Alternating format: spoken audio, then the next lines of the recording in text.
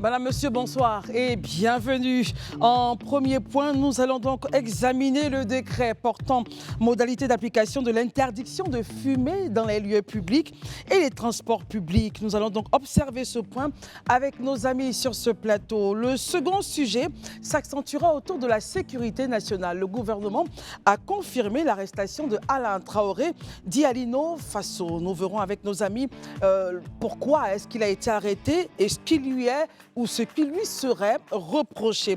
La seconde partie s'articulera autour de l'affaire PDCIRDA Jean-Louis Billon. Brindomi Soumaïla, dans un point de presse aujourd'hui même, clarifie les raisons du report de l'audience. Et enfin, on terminera avec un tour à l'international. Le Bénin, au Bénin, le chef d'état-major rend hommage aux soldats tués dans le nord du pays. Merci d'être avec nous. Le grand talk démarre maintenant.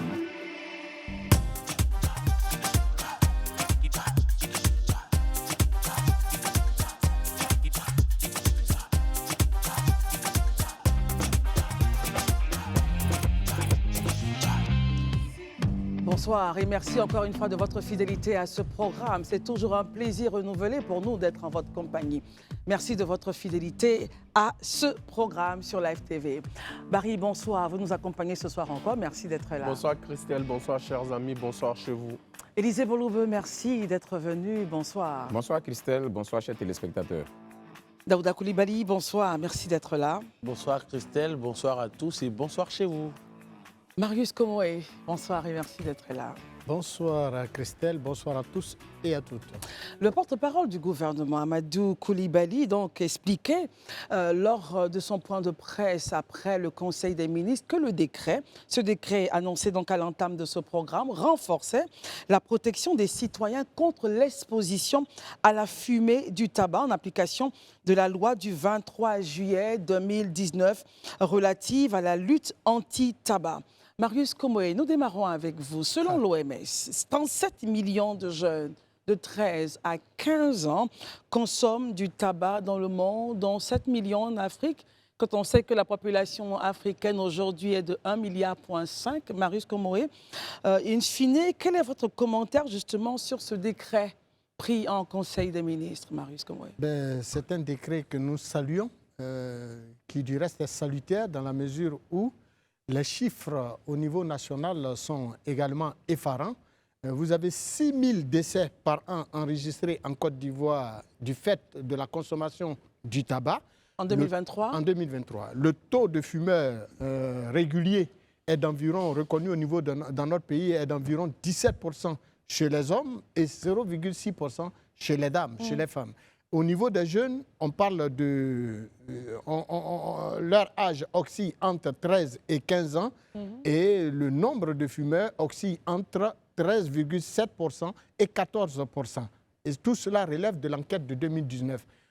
L'enquête a été réactualisée en 2023 par le ministère en charge donc, de la santé et les chiffres sont devenus beaucoup plus lourds.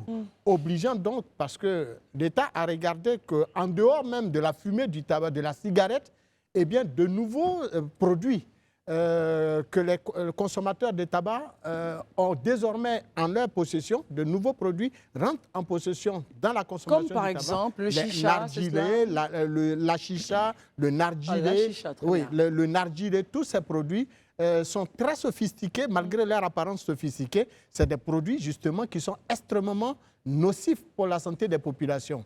Et c'est d'ailleurs la raison pour laquelle ce décret, ce nouveau décret que vient de prendre en Conseil des ministres le président de la République, vient donc pour renforcer le décret du 23 juillet 2019 relative à la loi du 23 juillet 2019 relative à la lutte anti-tabac en Côte d'Ivoire.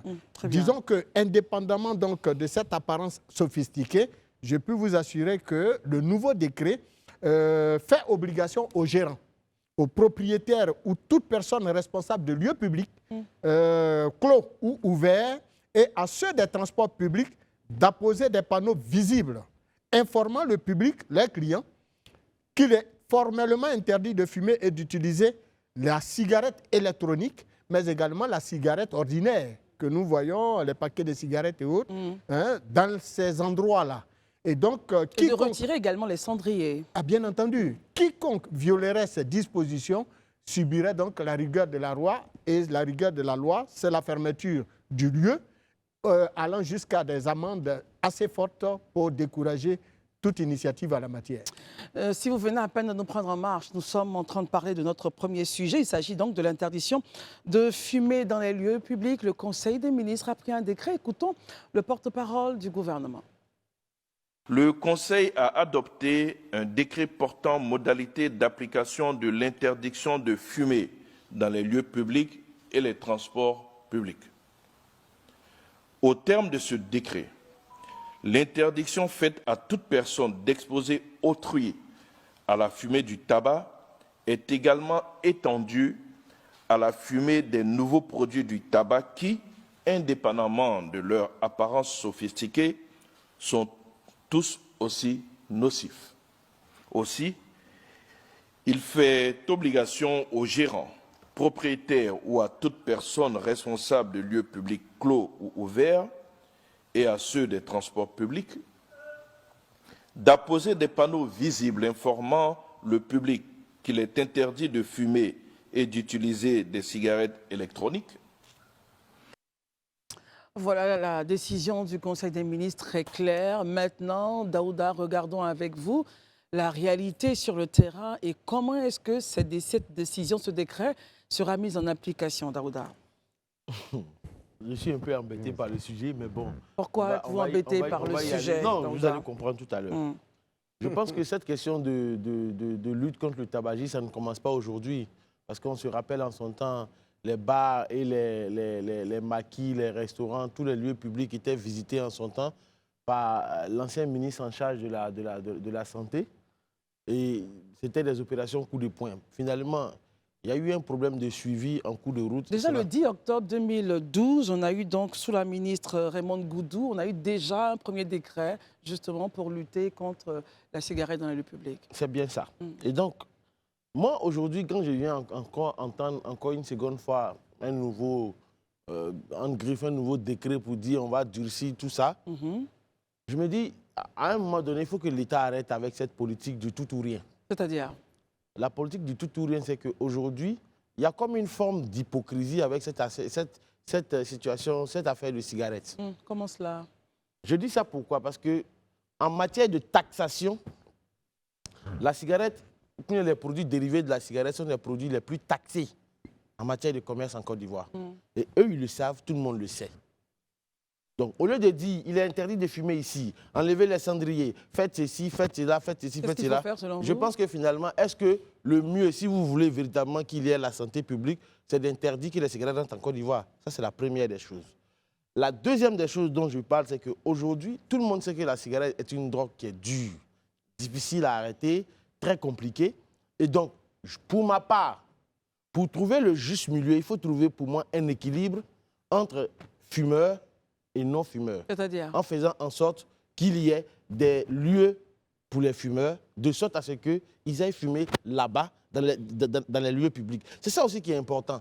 Parce que, qu'on le veuille ou non, tout le monde sait que la cigarette est mauvaise. Même moi, je suis contre le fait qu'on aille dans un nightclub, on aille dans un bar la nuit et que tout soit fermé et que dedans les gens fument. Parce que après, quand tu sors de ce bar, excusez-moi ma trivialité, même tes sous-vêtements sentent la cigarette. Tout sent la cigarette. Ce n'est pas normal.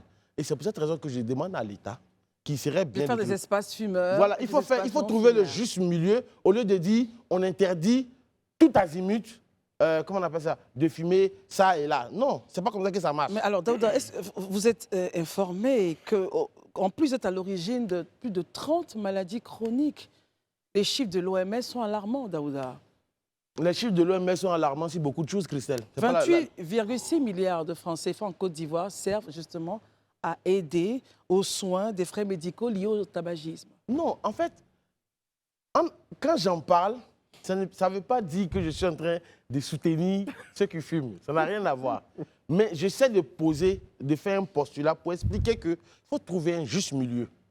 Parce que le tabac, l'État, chaque État, ce n'est pas inhérent à la Côte d'Ivoire, c'est tous les pays du monde. Tout le monde sait que ça contribue à l'économie du pays. à un moment donné. Donc, si vous savez que ça contribue à l'économie du pays... À cause des taxes, c'est cela. Bien sûr. Donc, pourquoi ne pas créer alors des lieux, des endroits outillés pour ces fumeurs-là, pour qu'ils aillent fumer là-bas? C'est de ça qu'il s'agit. Il ne s'agit pas de dire on interdit à tout va. Moi, je connais, il arrive souvent, une fois qu'on arrive dans des espaces publics, dont je vais taire le nom parce que ce sont des marques, quand on arrive, les lieux, il y a des lieux qui sont réservés par ces tenanciers des restaurants, des bars et autres, qui sont réservés pour les fumeurs. Mais bizarrement, les non-fumeurs, ils prisent bien ces endroits-là. Finalement, ceux qui fument sont mal à l'aise, ils ne peuvent pas fumer, ils sont culpabilisés pour tout ou rien. Êtes-vous en train de dire, Daouda, que ce décret pris en Conseil des ministres ne fera pas long feu ou n'aura pas véritablement... ne se verra pas bien appliqué sur le terrain? Moi, je vous assure que ce décret ne va pas faire long feu. Ce n'est pas la première fois qu'on prend un décret en Côte d'Ivoire. Surtout le décret concernant comment on appelle ça, le tabac. Ce décret-là, il ne fera pas long feu. Ce n'est pas la première fois que ça a commencé au début, dans les 2 jours, dans les jours qui suivent. On va les voir avec la police, la gendarmerie, en train de faire des opérations coup de poing dans les bars, dans les maquis, dans les restaurants, avec la brigade mondaine. Mais finalement, à un moment donné, ils vont venir s'asseoir et ça sera une bis repetita. Trouver des lieux fumeurs pour les gens. C'est de ça qu'il s'agit. Surtout que l'État s'est rempli les poches avec, dans l'industrie du tabac. Je regarde le visage de Marius, qu'il a envie de dire tellement de choses. Marius, pourquoi excusez-moi Barry, pourquoi est-ce que vous étiez tout souriant lorsque Daouda s'exprimait sur les taxes? Non, je voyais plutôt Daouda défendre sa corporation. Hein? Ça veut dire quoi? Ça veut dire quoi, sa corporation? Mais Daouda, messieurs, merci beaucoup. Barry, dans tous les cas, force à la loi et à l'État de Côte d'Ivoire de trouver les moyens de mettre la coercition à l'effet que justement ce décret-là puisse avoir longue vie. Barry, quel est votre commentaire justement sur ce décret? Écoutez, Christelle, il y a un célèbre sociologue qu'on appelle Patrick Assenteufel qui a écrit un livre sur la sociologie de l'action publique. Oui. Dans son ouvrage, il explique comment on construit une politique publique. Il dit ceci: la politique publique est une réponse à un problème public. Exactement. Donc, quand on met en place une politique publique, c'est dans le but de résoudre un problème bien donné. Tout à fait. Et ce problème public-là, quand on l'identifie, pour le résoudre, il y a 2 façons. Il y a la sensibilisation et il y a la répression. Qui dit répression dit suivi. Dans le cas-ci, il y a un problème de suivi. Vous avez cité la gestion à l'époque du ministre Raymond Goudou Kofi. Je crois que le grand frère Komo a cité la loi de 2019. Ça veut dire que l'arsenal juridique est déjà là. Maintenant, avant de passer à la sanction, il faudrait se poser un certain nombre de questions. Pourquoi le phénomène persiste malgré tout ce qui a été pris comme initiative depuis 2012?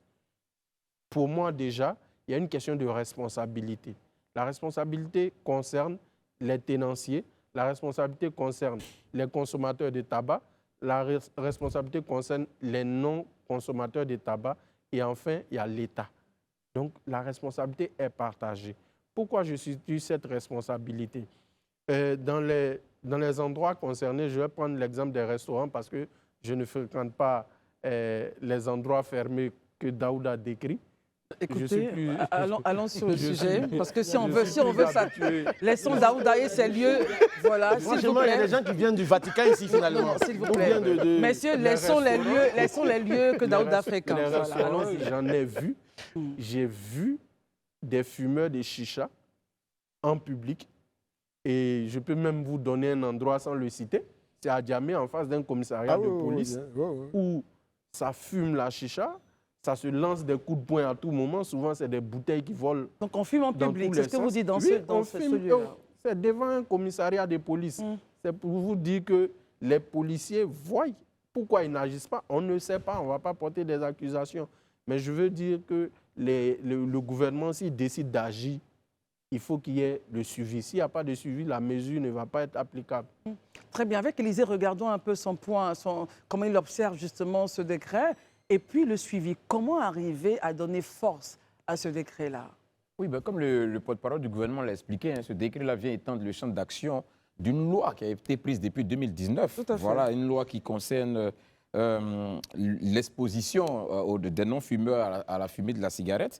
Je trouve que c'est une mesure, une décision qui, en mon sens, est une décision très responsable. C'est normal, la responsabilité des responsables d'un État, c'est de veiller à la santé des populations. Voilà, quand on parle du capital humain, au-delà du renforcement des capacités intellectuelles et techniques, c'est aussi de préserver la santé des citoyens. Donc, un État normal doit prendre de telles décisions. Ces décisions-là qui sont censées préserver la vie de leurs citoyens. Daouda disait tout à l'heure que il pense que cette disposition-là encore n'ira pas loin. Ne fera pas long feu. Oui. Quelque part, je peux comprendre, parce que quand on regarde depuis 2012, c'est-à-dire la première loi déjà initiée sous le magistère de la ministre Raymond Goudou, et en 2019, cette nouvelle loi, et aujourd'hui on est en 2025, on peut peut-être penser ainsi. Mais je pense que ça s'explique. Ça s'explique parce que justement, les citoyens eux-mêmes ne sont pas conscients de leurs responsabilités. C'est-à-dire? Voilà. Quand vous prenez la loi, le titre 4 de cette loi de 2019 relative à la lutte contre le tabac, protection contre l'exposition à la fumée du tabac, l'article 19 vous dit ceci. Il est interdit à toute personne d'exposer autrui à la fumée du tabac et des produits du tabac. Il est également interdit de fumer dans les lieux publics, tout ce qu'on a dit, ouverts, clos ou à usage collectif, et tout lieu qui constitue un lieu de travail, ainsi que dans les moyens de transport public. Les modalités d'application du présent article sont définies par la loi réglementaire. La consommation du tabac est interdite à toute femme enceinte. Mais quand on vient sur les sanctions, il est dit quelque part ici que tout individu qui estime qu'il est exposé à la fumée du tabac peut saisir les autorités pour porter plainte. C'est parce que justement, quand je suis assis et puis quelqu'un est en train de fumer, que je lui dis juste arrête de fumer, et il va continuer. Pas, Mais quand je vais quitter devant lui et puis qu'il va voir, quand je reviens, c'est une convocation, il va lui donner pour aller répondre du fait qu'il est en train de me tuer, je pense que ça va faire réfléchir 2 fois demain avant qu'il ne s'asseye à côté de moi. C'est l'habitude que les populations devraient avoir. C'est-à-dire il faut qu'à un moment donné, on sorte de la logique du silence coupable général. Là. Non, non, non, non, non. On parle de santé ici. Des études ont démontré que les non-fumeurs sont plus exposés aux méfaits de la cigarette que les fumeurs. C'est clair. Vous voyez. Donc, à un moment donné, il faut que ça s'arrête. Moi, je pense que je suis d'avis avec mes confrères quand ils disent qu'il faut que l'État fasse un suivi. Ça s'impose. Il ne faut pas juste qu'on dise qu'on va faire, qu'on dise qu'on a décidé, mais qu'on se donne les moyens de faire appliquer ce qu'on a décidé. Moi, demain, si je vais me plaindre, parce que aussi le citoyen, ça peut s'expliquer. Si je vois quelqu'un fumer à côté de moi, qui est en train de m'exposer à la cigarette, que je vais au commissariat, on me dit non, il y a un problème plus important à traiter que celui-là. Bon, demain, moi, je vais rester dans mon coin. Donc, il faut aussi que les forces de police, c'est-à-dire que tous les éléments qui rentrent dans la puissance publique, chacun à son niveau joue son rôle. Que ces endroits-là, comme Daouda l'a dit tout à l'heure, ces endroits sont connus. Hein. Il y a des endroits qui sont connus ici, où lui, il a dit tout à l'heure, devant des commissariats, des endroits mitoyens des commissariats, où on fume la chicha, où tout le monde est en train de fumer, alors qu'il y a un décret qui existe dans le pays qui dit que c'est interdit. Et il nous revient que ces personnes-là, justement, sont de plus en plus jeunes. Mais oui. Est-ce que c'est une information que vous confirmez? Mais il faut qu'on sorte de ce laxisme-là. Moi, je le dis honnêtement, c'est-à-dire, à un moment donné, là, soit on veut donner une trajectoire à notre société, on veut montrer aux plus jeunes que la vie, là, voilà ce qu'elle doit être en réalité, ou bien on décide vraiment de vivre comme on veut en vivre. Vous avez dit dans une république bananière. Ce n'est pas le cas, on n'est pas dans une république bananière. Voilà. Donc, il faut vraiment qu'on applique les lois, qu'on se donne les moyens de faire appliquer les décisions qu'on prend. Ça, c'est important. Et que les citoyens aussi se disent que tout n'est pas une question de l'État, mais chaque citoyen, autant qu'il est, a une responsabilité à jouer dans la lutte contre cette situation-là. Daouda, votre point, on vous écoute. Et Marius, si on termine sur le sujet. Moi, j'entends le point de mes confrères sur le plateau, surtout celui d'Élysée qui parle d'une décision très sérieuse et responsable du gouvernement. Oui, bien sûr. Je suis d'accord avec ça. C'est une décision responsable. Mais que le gouvernement pousse le bouchon de la responsabilité pour aller plus loin. En faisant quoi, Il Daouda? faut interdire l'entrée du tabac en Côte d'Ivoire. Qu'ils l'interdisent purement et simplement. Parce que quand tu décides d'accepter un produit sur ton territoire, mais il faut aussi créer des conditions pour ceux qui consomment ce produit. C'est ça qu'il s'agit. Nonobstant la santé, nonobstant la santé délétère que justement, cela quand vous parlez de santé, excusez-moi, quand vous parlez de la cigarette tue, le paludisme tue plus que la cigarette. Mais la cigarette tue ou pas? Oui, elle tue. Très bien. Mais j'aimerais vous rappeler que le palu tue plus que la cigarette. Il y a d'autres maladies qui tuent plus que la cigarette. On a les chiffres, peut-être. Voilà. Donc, pour revenir au sujet, moi, je souhaiterais, en toute sincérité, en toute responsabilité, que l'État de Côte d'Ivoire, que le ministre du Commerce, ou bien le ministre de je ne sais, qui s'occupe de ça, qu'il pousse ce bouchon et qu'il dise à l'industrie du tabac, on ne veut plus voir une seule cigarette En Côte ou une d'Ivoire. cigarette Très bien. électronique en Côte d'Ivoire. C'est bien Et noté. là, on dira que vous avez été responsable. C'est de ça qu'il s'agit. Sinon, si vous faites rentrer ces cigarettes en Côte d'Ivoire, je pense que pour le bon sens, parce que quand tu parlais de politique, la politique c'est fait pour des hommes. Ceux qui fument sont des hommes, ce sont des Ivoiriens. Ceux qui ne fument pas sont des hommes, ce sont des Ivoiriens. Il faut créer un juste milieu pour tout le monde. Dans C'est tous de ça les qu'il cas, s'agit. en attendant, il y a un décret qui a été pris qui interdit la cigarette. Il Marius, faut comment faire très attention. Il faut faire très attention parce que nous sommes dans un libéralisme économique. L'État a des obligations et les opérateurs économiques ont également des droits. Dans aucun pays du monde, parce que la cigarette tue, l'État s'est levé, même dans les grandes démocraties, et pour interdire, un État s'est levé pour interdire l'entrée de la cigarette sur son sol. Cela dit, je rappelle à qui veut m'entendre que la cigarette, c'est la nicotine. C'est de la nicotine pure et dure, mais c'est également du goudron. C'est des agents, c'est vrai, de saveur qu'on y ajoute, mais dans la cigarette, vous avez du gaz toxique. Vous pensez qu'on ne les savait pas? Dans le monoxyde Daouda, il n'a de pas la carbone, parole. Non, mais on l'a fait. l'oxyde Vous n'avez pas la parole, on d'azote, l'écoute. vous avez également de l'ammoniac Oui. dans la cigarette. Vous avez des métaux lourds tels que le cadmium, vous avez du plomb, vous avez du chrome, vous avez du mercure. La nicotine est la substance la plus dangereuse. Tenez-vous bien, les liqueurs, les boissons, même la boisson gazeuse, elle est dangereuse à la consommation humaine si on a fait un mauvais usage. Revenons à la cigarette. Non, je l'ai dit, tout ça pour dire que ce n'est pas parce que la liqueur peut donner la cirrhose de foie que l'État de Côte d'Ivoire est appelé à interdire la vente de la liqueur sur son territoire. En même temps, vous Il interpellez, revient, Non, il revient à l'État de sensibiliser ses populations sur les dangers que renferme la consommation. D'ailleurs, les industriels du secteur du tabac eux-mêmes le disent. La consommation, l'abus de la consommation de la cigarette peut être... Abus dangereux pour la santé. L'abus est dangereux pour la consommation, pour la santé. Donc, il faut en tenir compte. Donc, si moi, par exemple, qui lui parle, mais tenez-vous bien, nous avons fumé à nos moments J'ai le droit étudiantins. de... Et pendant des années. Marius finit Mais d'abord. un bon matin, je me suis rendu compte qu'en vérité, la cigarette ne m'était pas du tout favorable. J'ai pris la ferme décision de ne plus jamais toucher et à la cigarette et à l'alcool jusqu'à la fin de ma vie. Ça fait plus d'une vingtaine d'années que je ne fume plus. Pour quelqu'un qui fumait plus d'un paquet et un paquet et demi de cigarettes par jour, juste pour frimer en tant qu'enfant, jeune, inconscient. Mais aujourd'hui, j'ai compris qu'il était nécessaire de me départir de la cigarette. Et je m'en porte que mieux. Et donc, j'invite les uns et les autres à prendre cette ferme décision de se séparer. On a eu sur ce plateau quelqu'un qui était un accro à la drogue et qui est venu témoigner qu'il a pris la décision de s'en sortir. Tout à fait. Et il s'en est sorti Très bien, Marius. au point qu'aujourd'hui, il écrit des livres pour sensibiliser la nouvelle génération. Donc, c'est sur ça qu'il faut plutôt orienter la sensibilisation. Et je termine en disant que le ministère de la Santé, depuis sous Raymond Goudou Kofi, avait lancé des actions De sensibilisation. justement, de sensibilisation, de fermeture de certaines boîtes de nuit, de bars climatisés en zone 4 à Biétry, aux 2 plateaux et tout ça. Et moi, je faisais partie de l'équipe de sensibilisation. Très La bien, police Marius. mondaine a également agi. Et en rappelant donc le Pour décret... terminer, Marius, je Oui. vous en prie. Au moment où l'État renforce ce même décret de 2019, l'État envisage évidemment de reprendre sa politique de sensibilisation et de répression à travers justement la direction de coordination du programme national de lutte contre le tabagisme et la police mondaine. Merci beaucoup, Marius. Alors, Daouda, on vous écoute et on part à Élysée, on termine le point. Allez-y. Je suis quand même surpris parce que Marius vient de faire dégrainer le chapelet de tous les métaux lourds, des déchets toxiques qui sont dans la cigarette, dans la seule cigarette. C'est ce que tu consommes.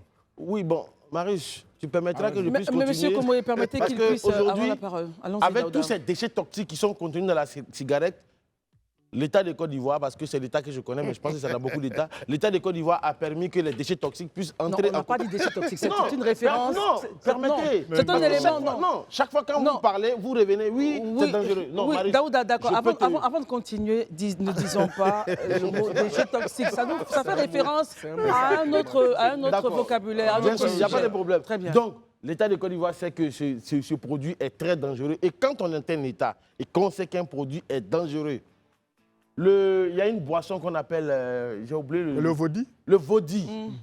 Quand l'État a su que cette boisson est dangereuse, de la boisson a été strictement interdite. Très bien, Daouda. Maintenant, Continue. s'il vous plaît, je comprends votre point. Mais ce que j'essaie de dire, c'est vrai. Je ne dis pas, je n'encourage pas les uns et les autres à fumer. Voilà. Mais vous dites... Mon postulat à moi, Oui. et c'est un plaidoyer, je souhaite sincèrement qu'on trouve des endroits où les gens pourront aller fumer. Et ça, il faut l'entendre. Très bien, on Si peut entendre. les uns et les autres refusent de l'entendre, forcément, des désagréments les gens vont se trouver face à des désagréments dans la ville. Très bien. Parce qu'il faut arrêter cette politique du tout ou rien. Je continue en disant que le décret a été pris, il sera forcément appliqué. Élisée, votre point et on termine sur le sujet. OK. Déjà, par rapport à ce que j'ai dit tout à l'heure, je voudrais ramener tous ceux qui nous suivent à l'article 30 de la loi de 2019, qui stipule que la victime de toute violation des dispositions de la présente loi, c'est-à-dire la loi interdisant la cigarette et toute autre forme de choses, peut intenter une action civile, nonobstant des poursuites pénales. Ça veut dire, moi, si je considère que je suis une victime, C'est-à-dire que quelqu'un fume dans voilà, votre... que je suis une victime, je peux donc intenter une action civile nonobstant des poursuites pénales. C'est ce que la loi me dit. La loi me donne ce droit-là. Ça veut dire, si j'estime que je suis dans un environnement qui est censé, c'est-à-dire un lieu public où on ne doit pas fumer, et quelqu'un est en train de fumer, je peux donc intenter une action. C'est ce que la loi me dit à l'endroit de la personne. Non, on l'écoute, donc ça, c'est quelque chose. Déjà, il faut que les populations... Maurice, non, laissez le terme. Voilà, ce qui montre... S'il vous plaît, écoutez-nous. Vous avez raison. Voilà, donc ça, déjà, il faut que les populations le sachent. Ouais. Voilà. Maintenant, ce que Daouda dit par rapport à il faut interdire, je pense que c'est un processus. Absolument. Peut-être que c'est à ça qu'on va arriver. Mais comme on ne peut pas du coup de facto dire on interdit, on dit plus personne ne fume dans les lieux publics, plus personne ne fume dans les transports. Les acteurs de ce secteur-là verront de plus en plus que leurs chiffres vont baisser. Et on va finir par mettre la clé sur le paillasson. Très bien. Mais ce que je veux dire pour terminer dessus, moi je pense même qu'il faut regarder les choses de façon claire. Il y a une étude qui a été faite en 2022 dans les 15 pays de la CEDEAO. Et figurez-vous que cette étude nous dit que les pays de la CEDEAO, les 15 pays de la CEDEAO, perdent annuellement 700 milliards de francs CFA du fait de la contrebande des produits liés au tabac. Ça veut dire non seulement ils viennent nous tuer, mais ils font la contrebande. Ça veut dire qu'ils ne payent même pas les taxes qu'il faut. Et on perd près de 700 milliards dans toute la zone de l'espace CEDEAO. Et la Côte d'Ivoire, je poursuis, et la Côte d'Ivoire est le pays qui paie le plus lourd tribut dans ces 700 milliards-là. Donc je pense qu'à un moment donné, je crois que c'est tout ça que l'État a regardé. Et puis l'État a décidé de prendre des mesures. Parce qu'il ne s'agit pas de faire venir des cigarettes par contrebande, et puis ça a tué non seulement la population, et puis nous-mêmes là, qui sommes censés avoir qu'on ne gagne rien in fine. Donc il faut compenser tout ça. Je pense qu'on va commencer Daouda, vous n'avez pas la parole. Vous n'avez pas la parole, s'il vous plaît. Passons au sujet et on reste toujours avec le porte-parole du gouvernement, le ministre de la Communication et des Médias, qui apportait des éclaircissements sur l'interpellation de l'activiste ivoiro-burkinabé Alain Traoré, connu sous le pseudonyme d'Alino Faso. C'était donc le mercredi à l'issue du Conseil des ministres. Alors, Daouda Coulibaly, le porte-parole disait « Il n'a pas disparu, il est entre les mailles de la justice ». Concrètement, que lui est-il reproché? Mais avant, nous avons juste cet élément pour vous et on se retrouve pour le débrief. Mais vous devez savoir que toutes les interpellations se font dans les règles de l'art. Et je peux vous confirmer que M. Alain Traoré a été interpellé. Aujourd'hui, il y a une procédure qui est en cours, donc je ne peux pas en dire plus. Mais vous savez très bien que tout est fait dans la transparence. Lorsque cette procédure arrivera à son terme, vous aurez, comme cela se fait d'habitude, toujours dans ce souci de transparence et de redevabilité, un communiqué donc, du procureur de la République.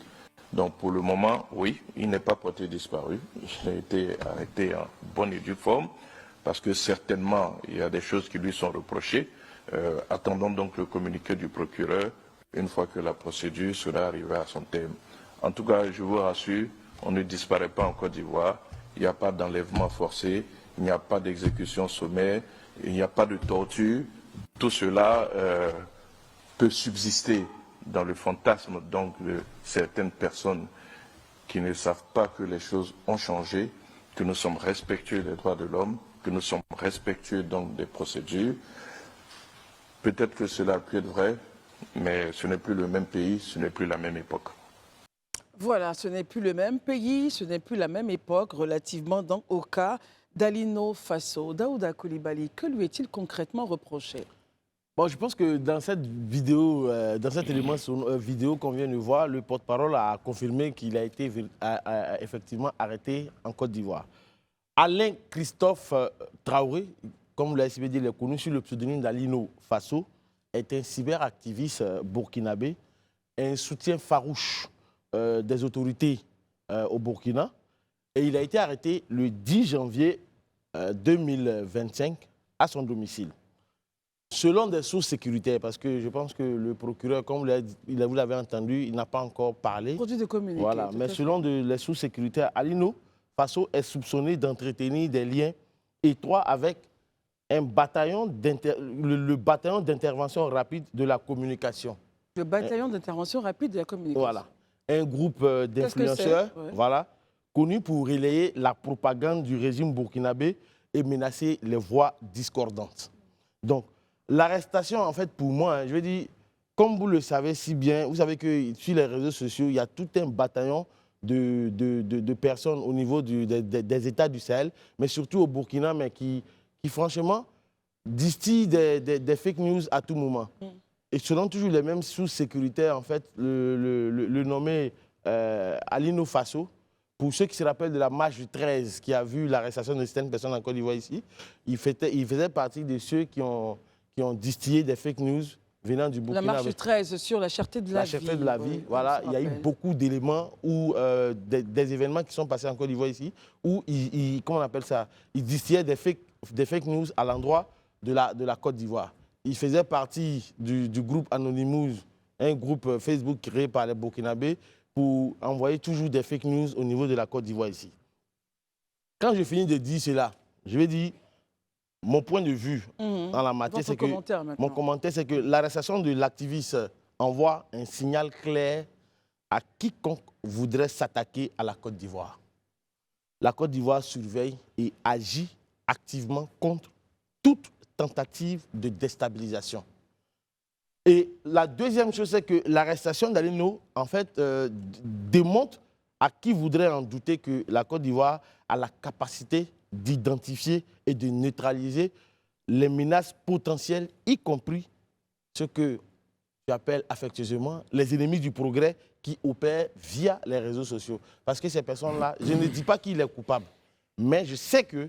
On attend d'avoir le communiqué du procureur. Voilà. Mais sur les réseaux sociaux, il y a tout un bataillon qui est là, juste pour jouer les trolls, pour empêcher le débat d'avoir lieu. Chaque fois, ils alimentent les fake news. C'est-à-dire que les médias qui ont été créés pour alimenter les fake news, mais c'est incroyable. Il faut regarder pour voir. Donc, on attend, comme vous le dites si bien, le communiqué du procureur pour avoir le fin mot de l'histoire. Marius Komoé, la question sécuritaire est une question qui est en pic en ce moment en Côte d'Ivoire et même, je veux dire, dans la sous-région. Que vous inspire justement l'arrestation d'Alino Faso? Les enquêtes se poursuivent, on en saura forcément davantage. Mais qu'est-ce que cela vous inspire, Marius Komoé? Bon, alors, il faut dire que pour quelqu'un à qui l'on reproche dans les coulisses, pour ce que nous entendons, des actions subversives, factueuses et même séditieuses et immorales, au dire de certains, nécessite que nous restions tous, comme nous l'a d'ailleurs conseillé le porte-parole du gouvernement, à l'écoute donc du parquet qui a entrepris un certain nombre d'enquêtes pour établir effectivement la culpabilité ou non du sieur Traoré. Cela dit, Daouda l'a dit, c'est vrai, la Côte d'Ivoire a beaucoup changé et les autorités ivoiriennes, depuis leur avènement au pouvoir, se sont donné véritablement les moyens nécessaires de sécuriser non seulement les biens, mais également les personnes en Côte d'Ivoire. Et l'histoire récente de ce pays nous l'atteste aisément. C'est vrai que tout semble permettre aux uns aux autres de faire tout et n'importe quoi. C'est un Ivoiro d'origine burkinabé, c'est un Ivoirien d'origine burkinabé. Il est l'un des nôtres parce qu'il a acquis la nationalité ivoirienne. Et donc, il faut en tenir compte et ne pas déjà le clouer au pilori. Il faut, et puis surtout, rien n'atteste. Parce que tant que les enquêtes n'auront pas été abouties, n'auront pas été bouclées, on ne peut pas lui jeter la pierre, encore moins le clouer au pilori. Il faut donc attendre que le procureur se prononce sur ce dossier pour voir sa collusion avec des forces étrangères, surtout celle de l'AES. Pour l'instant, rien ne l'atteste. On lui reproche un certain nombre de choses qu'on dit être immorales, qu'on dit être des activités subversives. On ne sait pas de quelle activité il s'agit. Il faut donc attendre la fin des enquêtes. C'est notre point de vue et nous restons fermes là-dessus. Barry, le point du porte-parole du gouvernement en rassurant qu'il n'a pas disparu, il est bien aux mains de la justice pour enquête, c'est un point important, Barry. Au-delà de votre commentaire justement sur l'affaire. Tout à fait, le ministre fait bien de préciser parce que la rumeur courait dans la cité et même au Burkina, il y a plusieurs activistes qui ont relayé l'information. Là, on est tous informés qu'il a été interpellé. Jusqu'à preuve du contraire, il bénéficie de la présomption d'innocence, comme le suggère le droit. Et M. Traoré, on a vu un certain nombre de griefs qui lui sont reprochés, dont certaines sont quand même graves, parce que lorsqu'on retrouve des photographies d'endroits stratégiques dans des appareils de téléphone, de la ville d'Abidjan. De la ville d'Abidjan, dont on parle de l'Assemblée nationale, de la cathédrale Saint-Paul du Plateau, etc. Ces photos-là auraient été retrouvées dans ces appareils. À quel but? On ne sait pas, mais je pense que les gendarmes et les policiers qui sont en charge de l'enquête pourront nous aider à ce niveau-là. Je vais vous dire une chose, Christelle, si vous permettez. Allez-y, je vous en prie. En 2022, lorsque le capitaine Ibrahim Traoré et ses hommes ont renversé le colonel Damiba, il y a eu un événement qui est passé peut-être inaperçu pour beaucoup de personnes. Même comme moi, je suis régulièrement l'actualité au Burkina et au pays du Sahel, il y a une image qui m'a interpellé. Laquelle? Juste avant la prise du pouvoir, il y a une vidéo d'un exercice entre les forces spéciales françaises et les forces spéciales burkinabées à Kambouense. Kambouense, c'est à 12 km de Ouagadougou, c'est le camp des forces spéciales. Cette image-là a été prise et relayée sur les réseaux sociaux, invitant les populations à sortir dans les rues parce que la France serait intervenue contre ceux qui veulent faire le coup d'État. C'est vu au su de tout le monde. À Bobo-Dioulasso, la population a attaqué le centre culturel français. C'est pour vous dire quoi? Je souligne cet état de fait pour que vous puissiez comprendre les enjeux. J'insiste chaque fois sur le plateau ici. La vraie guerre, c'est la guerre hybride. La Côte d'Ivoire est confrontée, les pays de la CEDEAO sont confrontés à une forme de guerre hybride qui consiste à les diaboliser, à dire que ce sont les laquais, les valets de la France. Tout ça, c'est un plan bien orchestré. Maintenant, M. Traoré, le procureur nous dira réellement qu'est-ce qu'il en est. Mais je reste convaincu que le gouvernement ivoirien a pris le taureau par les cornes en créant l'ANSSI, qu'on a cité ici la dernière fois. On rappelle l'agence? L'Agence nationale de sécurité des systèmes d'information. Tout à fait. Et ceux qui suivent les réseaux sociaux, qui sont régulièrement sur les réseaux sociaux, voient un certain nombre de commentaires sur la Côte d'Ivoire. Vraiment, tu te demandes si c'est dans le même pays que tu vis, en fait. Parce que tu entends des choses, des gens qui sont extérieurs au pays, qui le disent, et souvent, ils ont des relais sur le plan national. Donc, à un moment donné, quand tu fais l'analyse, il te dit qu'il y a la guerre hybride, qui est le nouveau type de conflit auquel la Côte d'Ivoire est confrontée dans son pan de l'information. Et le pan de la guerre hybride à travers l'information, c'est la désinformation. C'est-à-dire créer la psychose. Et n'oublions pas qu'on est dans un monde où la géopolitique nous impose de nouveaux enjeux. C'est-à-dire que les grandes puissances, la Russie et le bloc occidental s'affrontent. Vous savez très bien que les Occidentaux soutiennent l'Ukraine. Et vous savez très bien que les Russes ne resteront pas les bras croisés. Ils viendront chercher les Occidentaux dans leur zone d'influence. Donc, si nous ne prenons pas garde en tant qu'Africains, on va être les pions des grandes puissances. On va se faire la guerre. Et cette guerre-là ne nous mènera nulle part. Très bien. Élysée, vous avez écouté donc l'analyse des autres sur ce plateau. Vous, qu'en pensez-vous? Et au total, comment on arrive à réguler justement ces pans de désinformation, surtout à l'aune de notre élection présidentielle? OK. Déjà, moi, je voudrais comme les autres, rappeler que c'est vrai qu'il a été interpellé par l'État de Côte d'Ivoire, mais comme on le dit, il jouit de la présomption d'innocence jusqu'à ce que le procureur vienne étaler les charges qui pèsent contre lui. Je suppose, pour ma part, que l'État de Côte d'Ivoire ne va pas aussi se lever interpeller quelqu'un juste sur la base du fantasme. Voilà. Je pense qu'il y a certainement des éléments à leur possession, mais on est tous curieux, en tout cas, de voir ces éléments-là. Moi, comme je le dis, Je pense que l'interpellation est souvent présentée sur une mauvaise forme. Parce que ce que les gens ont tendance à avancer, c'est le fait qu'il soit un soutien au président Ibrahim Traoré. Non, moi je pense qu'il est libre de soutenir le président. Tout homme est libre de soutenir qui il pense. Il est libre de soutenir le président Ibrahim Traoré. Ça, c'est son droit le plus absolu. Bien sûr. Mais là où j'estime pour ma part que les autorités ivoiriennes ne seront pas d'accord avec lui, comme moi et comme tout Ivoirien, c'est qu'il œuvre à des manœuvres subversives contre le pays. Par contre, là, on ne sera pas d'accord. C'est clair. Voilà, tu es libre de soutenir qui tu veux. Nous, sur ce plateau-là, on fustige les dirigeants de l'AES parce qu'on estime que la manière dont ils conduisent les choses, d'abord, de la manière dont ils sont venus, ce n'est pas normal. La manière dont ils conduisent les choses, pour nous, on trouve que ce n'est pas normal. Mais d'autres, par contre, estiment aussi que c'est bien ce qu'ils font. Donc, chacun est libre de soutenir. Mais cela doit se faire dans un cadre que je trouve responsable et formel. Mais quand on rentre dans des jeux de déstabilisation, de subversion, moi, je pense qu'à ce moment-là, on sort de ce cadre-là et donc on doit subir la rigueur de la loi. Quand je le dis, je ne suis pas déjà en train de faire son procès. Comme je le dis, on est tous on est en attente, ou du moins à l'écoute du procureur qui certainement va nous présenter les éléments de charge et puis on pourra apprécier. Mais une chose est importante, ce qui s'est passé là nous interpelle sur un fait majeur. Lequel, la question de la désinformation sur Internet et notamment sur les réseaux sociaux. Nous allons vers une étape délicate de notre pays, à savoir les élections présidentielles.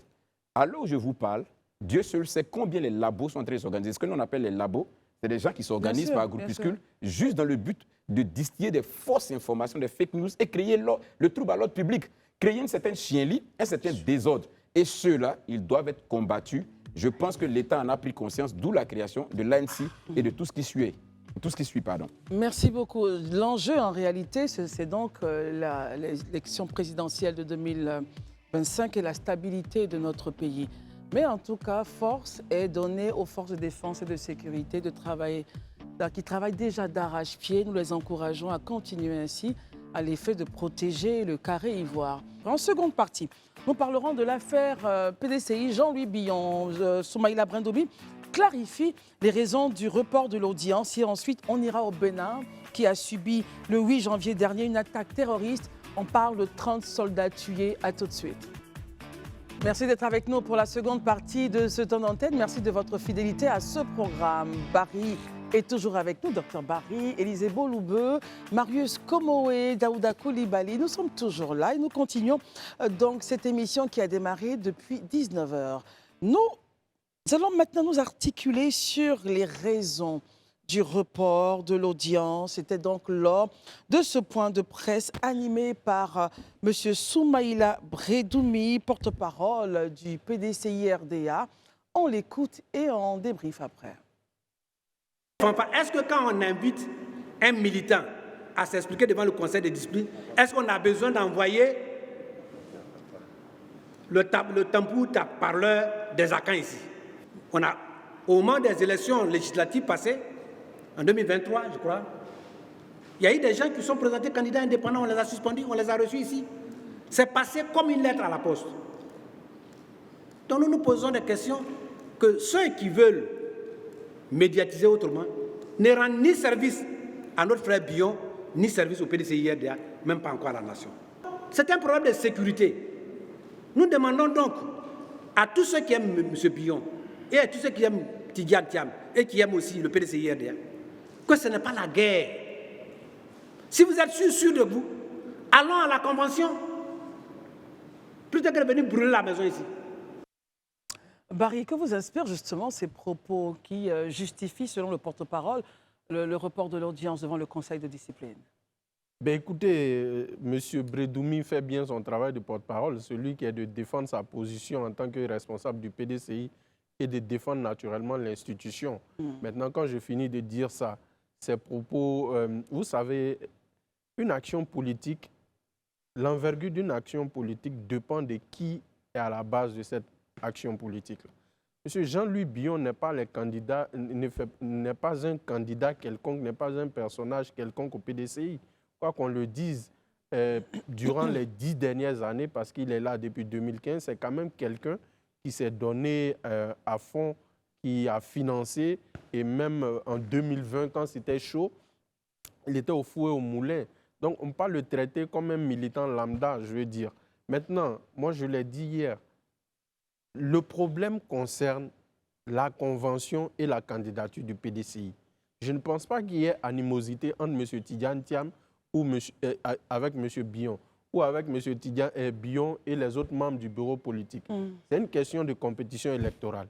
Qu'est-ce qui peut résoudre ce problème-là définitivement? C'est d'organiser la convention. Il en a parlé, le porte-parole en a parlé. Justement, il en a parlé, mais actuellement, il faut battre le fer quand il est chaud. C'est de fixer la date. Je pense que si la date est fixée, le camp Bion et le camp Thiam, chacun va se préparer et tous les autres qui voudraient compétir. Très bien. Voilà. Et c'est ce qui va résoudre le problème parce qu'il y a un problème et c'est celui de la candidature.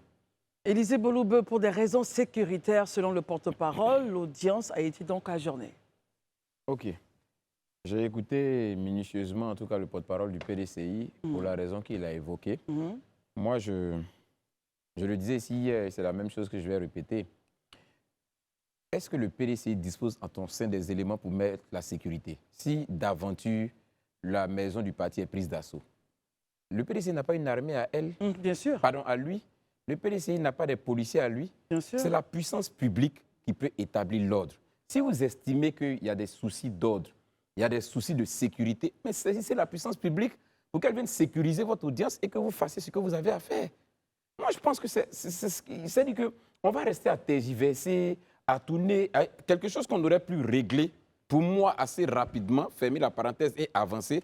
On est en train de lui donner autant de passion, au point où finalement, on va perdre l'essentiel, on va s'agoutter sur cette situation-là. Et quand on va tous revenir dans notre bon sens, on se rendra compte au final qu'on a perdu du temps à nous intéresser à des choses qui n'en valaient pas la peine. Et puis là, on est aux portes maintenant des élections, là où il faut courir. Je trouve pour ma part qu'il faut qu'on dépassionne cette situation-là. Moi, je pense. Il faut qu'on dépassionne. C'est vrai que les résultats du PDCI, tout à l'heure, j'ai écouté Bredoumi, le porte-parole Bredoumi, il dit est-ce qu'on a pris des tambours pour taper quand on devait aller faire des audiences. Mais ceux qu'on a reçus et pour lesquels on n'a pas pris de tambours, ça ne s'appelle pas Bion. Là, on a affaire à un Bion qui déjà a commencé depuis la convention, pardon, depuis le congrès jusqu'à maintenant et tout ça, a commencé à élever de la voix. Ouais. Si ceux dont il parle, pour lesquels on a fait, comment dirais-je, l'audience, ceux pour qui sont allés en candidature indépendante, pour lesquels qui ont été reçus devant le conseil de discipline, mais s'ils avaient un antécédent similaire à Bion, ça ne se serait pas fait dans le calme. Il allait avoir forcément du bruit autour. C'est parce que justement, Bion aujourd'hui a un antécédent qui a abouti finalement sur le conseil de discipline qu'on a cette situation. Donc il faut qu'ils comprennent ça. Moi, je pense qu'ils ne gagnent même pas à perdre le temps, à reporter tout ça. Vous recevez M. Bion, vous créez les conditions du fait qu'il vienne avec ses supporters. Non, dans la sécurité. Vous envoyez les forces de police. Oui. On est dans un parti, le parti est régi par des tests. Quand on doit faire une audience là, ce n'est pas un match de football où on a des supporters qui applaudissent pendant que tu dis A ou le dit B. Ce n'est pas de ça qu'il s'agit. On a besoin juste que le conseil soit là de discipline et que le concerné soit là. Tous les autres, ils peuvent rester hors de la maison du parti. Ils peuvent venir l'accompagner, mais ils vont rester hors de la maison du parti. Ils n'ont pas droit à être dans la salle de Et selon vous, Élisée, s'ils l'accompagnent, donc la sécurité, la puissance publique pourrait gérer cela. Bien sûr, la puissance publique, on saisit la puissance publique, la sécurité, la puissance publique joue son rôle. Le PDC n'a pas de police à lui, n'a pas de militaires à lui, n'a pas de force armée à lui. C'est la force armée de l'État. Donc on saisit ceux-là, ils viennent mettre de l'ordre et puis on fait l'audience et on passe à autre chose. Je répète, on est aujourd'hui le 16 janvier 2025. On est à 9 mois des joutes électorales. Daouda, quel est votre commentaire? Bon, mon commentaire, je pense que M. Bredoumi a expliqué la situation à qui voulait l'entendre. Aujourd'hui, on va attendre de voir. Pour des raisons sécuritaires. Pour des raisons sécuritaires. Donc, on va attendre de voir concrètement ce que tout ça va donner. Parce qu'effectivement, quand il dit qu'il y a eu des gens comme la Yasmina Ounien qui ont été sanctionnés, des KKB qui ont été sanctionnés, parce que KKB, tu parles d'Oussatu, KKB aussi était... Il a été candidat à la présidentielle. Mais est-ce que justement, au temps de KKB, à l'époque où il recevait sa sanction, est-ce qu'on a eu des sympathisants de Cacao, du moins de KKB, pardon, de KKB qui ont cherché à venir... Justement. Je pense que c'est de tout ça que Bredoumi parle, parce qu'il parle de KKB qui a été sanctionné. Je pense qu'il y a quelqu'un de la statue je crois bien, l'autre qui est de Dalois, j'ai oublié son nom. Djedje Madi, oui. de Maya parti avec Bédia en son temps. Tous ceux-là ont reçu des sanctions. l'autre, comment il s'appelle Didier Madi Mais n'a le pas contexte reçu. n'est pas le même. Je parle de l'autre, comment il s'appelle le maire, celui qui est secrétaire exécutif actuellement. Non, Emou Sylvestre. oui. Oui, tous ils ont reçu des sanctions en interne. Le contexte n'est pas le même. C'est pas une question de contexte. Oui. Ils sont tous militants au même titre. Je ne pense pas pour ma part que Bion soit un super militant. Parce que déjà, si on veut parler de super militant, lui n'a pas 10 ans de bureau politique. Or, des gens comme Kakabe qui ont 10 ans de bureau politique ont été sanctionnés. Très Donc, bien. il n'y a pas de super militant pour moi. Je pense qu'il serait bien, pour ma part, comme tu l'as si bien dit, hier tu as dit, aujourd'hui, je répète ce que j'ai dit hier, il serait bien de deux choses l'une. Soit M. Tidiane Thiam et le PDCI partent voir le Conseil des sages pour qu'ils puissent concilier leur position pour aller affronter... En abandonnant, selon vous, le conseil de discipline, la voie du Bien conseil. sûr, parce que le conseil de discipline, c'est pour sanctionner. C'est pour sanctionner. Et là, je ne pense pas que M. Bion a envie de se faire sanctionner. Parce que s'il est sanctionné, il ne pourra pas aller à la convention. Ce n'est pas possible. Voilà. Très bien. Marius Komoé, selon vous, Oui, mais comment est-ce que vous observez tout ceci? Élisée l'a dit, hein, on aurait pu nous éviter tous ces scénarios si d'ordinaire le secrétariat exécutif du parti avait joué franc jeu. C'est le même secrétariat pour nous, hein, et à l'analyse de la situation, c'est le secrétariat exécutif qui est à la base de tout cet C'est-à-dire dans la mesure où on aurait pu, comme depuis le début je le dis, faire appel simplement au Conseil des sages. Mais lorsqu'on a reçu ici le porte-parole du PDCI, il a dit et puis les que le faits sur Conseil des terrain. sages était à l'œuvre. Mais nous aussi, nos renseignements nous attestent que le Conseil des sages n'a pas rencontré les parties prenantes, et plus particulièrement M. Bion. Voilà. Et donc, je puis vous assurer qu'il n'y a qu'à regarder dans la journée d'hier qui a pondu le premier communiqué de report. Qui a produit Oui, encore une fois. Élégant, Bon, messieurs. Merci. Vous avez raison. Qui a produit le premier communiqué relativement au report de l'audience avec Jean-Louis Bion? C'est le secrétariat exécutif. En quoi le secrétariat exécutif était concerné dans Et M. cette Jean-Luc affaire? Bion a répondu que seul plus, le Conseil de De discipline. plus, le Conseil de discipline, lorsque justement cette instance de décision et pour ne pas dire des sanctions du PDCI-RDA adressait un courrier à M. Jean-Luc Bion le 23 décembre 2024 relativement à sa troisième convocation devant le dit Conseil pour lui dire qu'il avait à choisir entre le 8 et le 15 juillet 2025 pour se décider à se présenter devant ces instances. Et le Conseil a été plus loin en disant que la date qu'il aura choisie ne serait pas susceptible de report. M. Jean-Luc Bion a choisi le 15. Le 15 faisait partie des jours proposés. Alors, si M. Jean-Luc Bion vient le 15, bel et bien, il vient le 15, il aurait fallu qu'on prenne toutes les dispositions nécessaires, même si des militants disent l'accompagner. Est-ce que ce n'est pas des militants du PDCI-RDA? Sur quelle base ils peuvent présager que ces militants venaient pour faire tout et n'importe quoi au sein du parti? Ils disent qu'ils viennent accompagner leurs leaders. On a dit ici, lors du congrès du PDCI qui a vu l'élection de M. Tidiane Thiam, on attendait 12 000 militants. Mais sur le terrain, on n'en a reçu que 4 000 militants présents. Où sont passés le reste des militants? Est-ce que c'est le débat aujourd'hui? Mais le débat, c'est ça. C'est pour vous dire que tous les cadres et de la dimension de M. Bion ont quand même des sympathisants et des militants qui leur sont favorables et qui leur sont très proches. Et donc, c'est tout à fait indiqué que pour nous éviter tout ce tohu-bohu, un secrétariat exécutif qui n'a pas convoqué un militant devant ces instances de sanctions, à quel titre ce secrétariat pond le premier produit et puis d'ailleurs communiqué. Mais moi c'est le mot même qui me convient parce qu'en fait, même si on veut être politiquement correct, administrativement s'il vous plaît, tenez-vous, c'est pas normal que vous ne soyez pas concerné dans une affaire. C'est vous qui produisez le premier communiqué. On vous a entendu, Marius. Dans la même journée d'hier, le même secrétariat exécutif a produit 2 communiqués pour la même personne. Oui, on vous a entendu. Ils sont trop fébriles. Le point de votre intervention, c'était de pouvoir expliquer, selon votre compréhension, les propos du porte-parole qui expliquait que pour la sécurité, ils ont préféré, du moins, journée ou reporter donc l'audience de M. Jean-Louis Bion devant le Conseil de discipline. On va observer donc la chose qui s'est passée. On ne va pas revenir sur le Congrès. on ne pourra pas refaire ce Mais si débat vous avez aujourd'hui. écouté bien M. Brendoumi, il a dit quoi? Il a dit, si les autres se font confiance, lui, il soutient qui?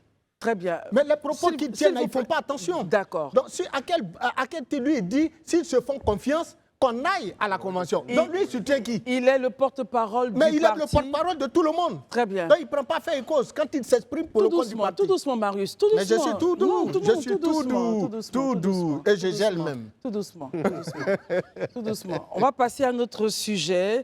On va suivre de très très près l'actualité au PDC-RDA. Pour l'instant, vous ne serez pas fâchés de pouvoir aller au Bénin avec moi, n'est-ce Non, pas? du tout. Très bien. Alors, au Bénin, une semaine après l'attaque survenue le 8 janvier 2025 au point triple, donc entre les frontières du Burkina, du Niger et du Bénin même, voilà, le chef d'état-major des armées a publiquement rendu hommage aux soldats tombés pour la nation, mais surtout, il a plaidé pour une synergie d'action avec ses voisins du Niger et du Burkina Faso. Barry, réaction. Le Bénin a été attaqué, le Bénin en pleurs, 30 soldats sont tombés, voilà, dans la lutte contre le terrorisme. Il n'est plus que temps que les pays se mettent ensemble pour pouvoir régler la question du terrorisme. Barry, est-ce que cela serait dans les faits possible? Tout d'abord, Christelle, permettez-moi d'adresser mes condoléances au peuple béninois et au président Talon et à l'armée béninoise pour les soldats qui sont morts au cours de cette attaque-là. Vous savez, situons la zone où il y a eu l'attaque. C'est une zone sur la rive droite du fleuve Niger. Oui. C'est une frontière partagée entre le Bénin, le Niger et le Burkina Faso. Donc, c'est le groupe de soutien à l'islam et aux musulmans qui généralement opère au Burkina et au Niger, qui a attaqué les positions des forces armées béninoises. Il est plus qu'impératif pour moi de mettre de côté les égos entre nos différents chefs pour essayer de coordonner nos actions. Vous parlez là de l'AES et de la CEDEAO. Et de la CEDEAO, parce qu'on est plus que liés. Je veux dire que les populations qui sont au nord du Bénin ont peut-être leurs cousins de l'autre côté de la frontière. Sûr, donc la circulation, la mobilité et tout ça, il est impératif que nos États se donnent les mains pour lutter contre le fléau. Et j'en appelle ici à la CEDEAO. C'est le moment plus que jamais d'actionner la force en attente qu'ils avaient promis. C'est vrai que les 3 pays de l'AES, le vin est tiré, il faut le boire. Ils ne font plus partie de la CEDEAO selon eux. Mais je pense qu'au sein de la CEDEAO, il y a des ressources. Le Nigeria a une armée de taille conséquente. Il a des moyens militaires conséquents. La Côte d'Ivoire et le Ghana, qui sont la 2e et la 3e économie de la CEDEAO, ont également des armées en taille normalement tolérable et qui ont des moyens, en fait. Le Togo, la Guinée, la Sierra Leone et le Sénégal, il faut se donner les mains pour pouvoir actionner cette force-là. Mais il ne faut pas couper le pont avec l'AES parce que ce qui les touche là-bas menace le Sud, en fait. C'est clair. Élisée, votre commentaire, justement? Ben moi, la suite de Barry, c'est en tout cas aussi de souhaiter sincères condoléances au peuple béninois. Voilà, et particulièrement à l'armée béninoise qui traverse des moments difficiles. Je crois que plus aujourd'hui encore qu'hier, on voit l'impérieuse nécessité d'unir nos forces à la lutte contre le terrorisme. Vous savez, c'est une expérience que nous, on a vécue en Côte d'Ivoire, donc on est tellement à l'aise pour en parler. Clair. Quand les régions de Kafolo, de Touba ont été attaquées par le terrorisme et qu'on a perdu des soldats, on a vu comment c'était difficile. Mais tant qu'on avait une collaboration qui était très franche avec nos frères du Burkina Faso, à travers l'opération Komoé, qui permettait des patrouilles conjointes dans la zone. Vous avez vu qu'on a toujours évité ça. Mais dès l'instant qu'il y a eu, je vais dire, des soubresauts, des frictions, des velléités, voilà, et des orgueils, on a vu ce que ça produit. Moi, j'estime pour ma part qu'il faut que, plus que jamais, des décisions courageuses soient prises. C'est aujourd'hui le Bénin, c'est le nord du Bénin qui subit le contre-coup, mais c'est une zone que le Bénin en partage avec le Niger et le Burkina. Ça veut dire que ce groupe qui est venu attaquer là est encore présent dans cette sphère-là.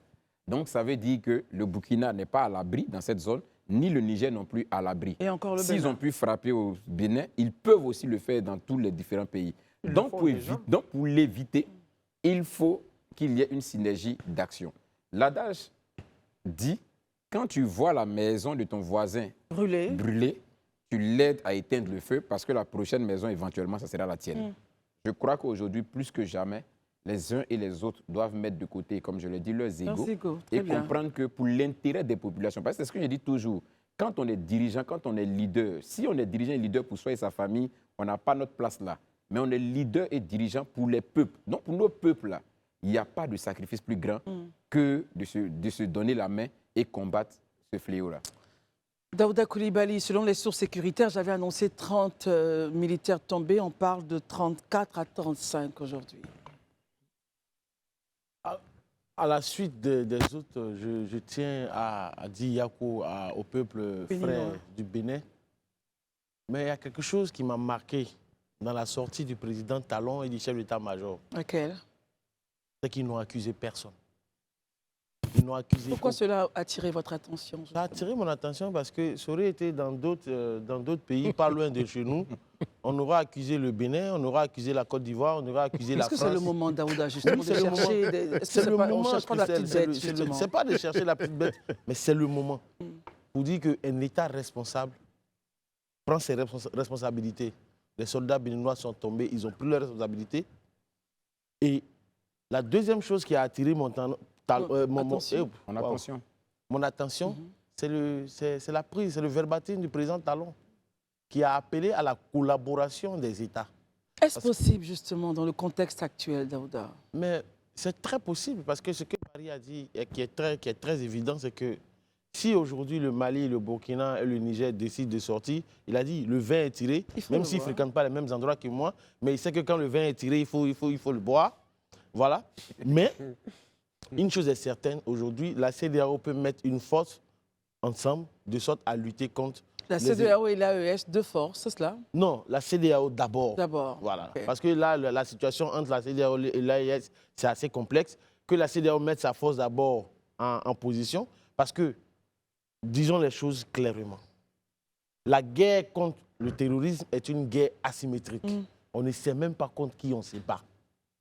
On ne sait pas contre qui on se bat. Donc, il va falloir mettre nos forces ensemble de sorte à ce qu'on puisse lutter contre ces ennemis du progrès.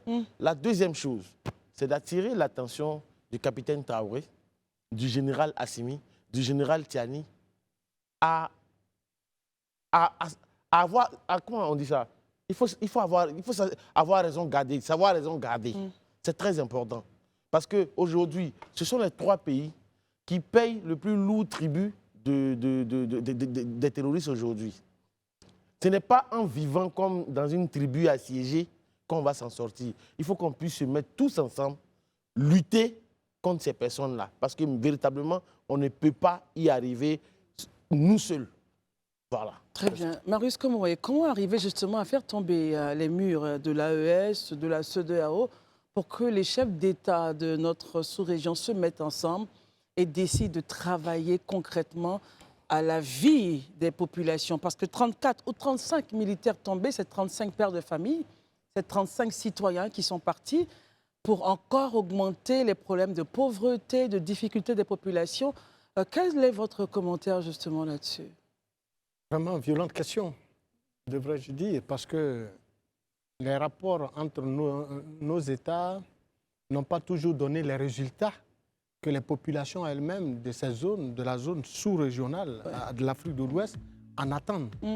Bien évidemment, en pareille circonstance, tout le monde a parlé de coopération, tout le monde a parlé de collaboration militaire, mais il y a plutôt qu'il faut se souvenir que les terroristes travaillent en réseau. Et donc, si le terroriste travaille en réseau, il revient à nos États également de travailler en réseau, au plan militaire, pour mieux sécuriser leur population et leurs biens. Les populations et leurs biens. Et donc, ça s'impose pour nos États de mettre de côté les divergences de points de vue, surtout au niveau de nos dirigeants, pour regarder l'intérêt général de la région. L'AES a aujourd'hui de nouveaux dirigeants qui aspirent voir leur État prendre leur indépendance économique totale. Il revient à nos États de comprendre cela.